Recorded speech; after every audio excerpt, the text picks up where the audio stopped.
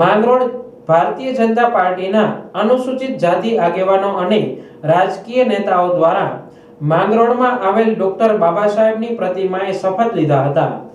ભારતીય બંધારણના ઘડવૈયા ભારત રત્ન ડોક્ટર બાબા સાહેબ આંબેડકરજીની જન્મ જયંતિ નિમિત્તે આંબેડકરજીની પ્રતિમાને ફૂલહાર કર્યા હતા। આ સાથે બંધારણના આમુખનું વાંચન કરી પ્રતિજ્ઞા લીધી હતી।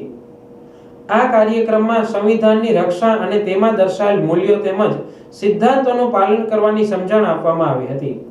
આ પ્રસંગે માંગરોળ વિધાનસભાના ધારાસભ્ય ભગવાનજીભાઈ કરગઠિયા, જિલ્લા ભાજપ અનુસૂચિત જાતિ મોરચાના પ્રમુખ બાબુભાઈ મકવાણા, શહેર પ્રમુખ લીનેશભાઈ સોમૈયા, માંગરોળ તાલુકા ભાજપ પ્રમુખ અર્જણભાઈ આંત્રોલિયા, જિલ્લા પંચાયતના સદસ્ય જીવાભાઈ સોલંકી તેમજ હીરાભાઈ સોલંકી, નગરપાલિકાના સદસ્યો અને મોટી સંખ્યામાં કાર્યકર્તાઓએ હાજરી આપી હતી।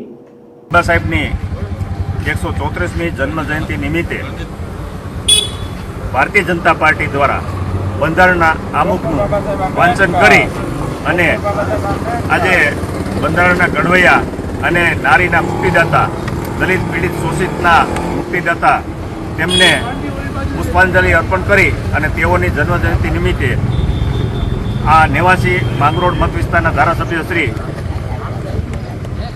ભગવાનજીભાઈ કરગઠિયા અને બંને મંડળના પ્રમુખશ્રી તથા ભારતીય જનતા પાર્ટીના કાર્યકર્તાઓ હાજર રહી અને પુષ્પાંજલિ અર્પણ કરી છે।